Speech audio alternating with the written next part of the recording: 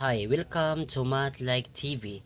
Ngayon po ang video ito aking tuturo sa inyo paano mag-solve ng polynomial gamit ang remainder theorem.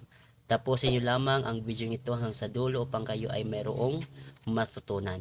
The remainder is determined by two methods. Ito yung long division method at yung synthetic division. May video ako about synthetic division. Panoorin nyo na lang po, nandun po sa baba sa description. Sundan nyo lang po ang sinasabi kong synthetic division, ay doon nyo makikita. Isa ring paraan yan para makita mo ang remainder sa given na polynomial function divided by the binomial. Okay? So ngayon po, punta tayo sa ating ngayong direksyon. Ang sabi, find the remainder when the given p of x is divided by the given divisor. Okay? So, ang number 1 ay p of x equals x raised to 4th power plus 2x raised to 3rd power plus 7 divided by x plus 1. Paano ito? Una, ang gagawin natin, ang remainder theorem, may isa pang method na madali siyang ma-solve natin at madali natin makita o makuha ang kanyang remainder. Okay? So, itong x plus 1, equate lang natin yan. X plus 1 equals 0. Then, x, itong positive 1, transpose natin sa kabila, magiging negative 1. So, yan po ang ating value of x, negative 1. So, ngayon, i-substitute lang natin dito. Sa lahat ng mga variable na x, itong negative 1. Okay? So, mula dito sa p, ang kanyang variable ay papalitan natin ng negative 1. Okay? Next, negative 1. Itong x ay raised to 4th power plus 2.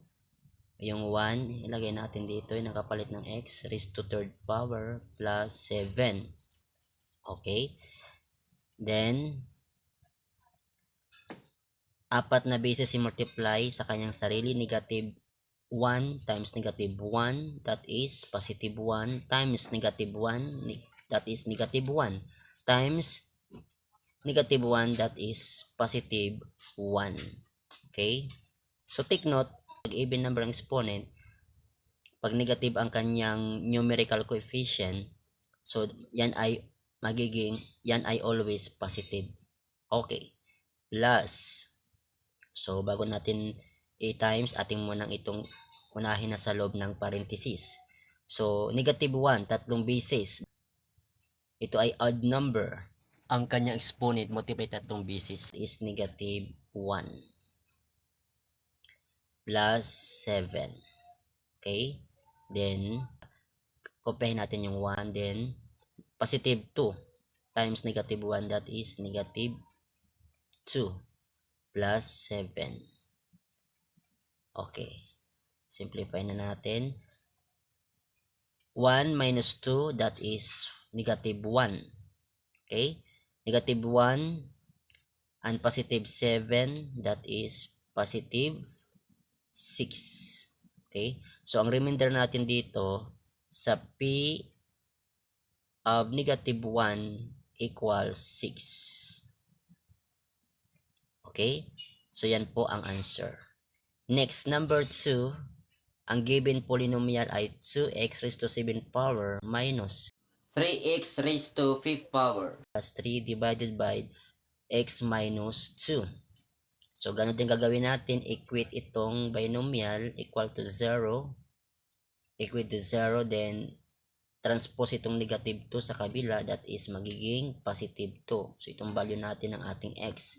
So, ganun din. I-substitute lang natin. Positive 2.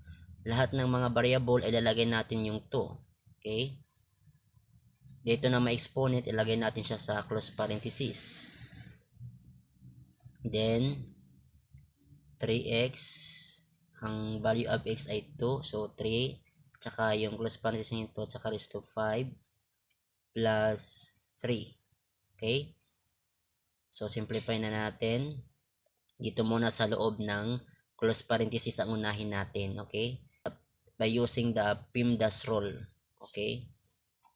2 times 2. So, 7 beses i-multiply ang 2 sa kanyang sarili. Okay, 2 times 2 times 2 times 2 times 2 times 2 times 2. Okay, pag ito ay 4, ito ay 4, ito ay 4. So, pag ito ay 16 times 4, ito ay 64 times 2, that is 128. Okay, so 128 minus, kopya ng 3, simplify natin yung nasa loob, 5 beses na 2 times 2 times 2 times 2 times 2.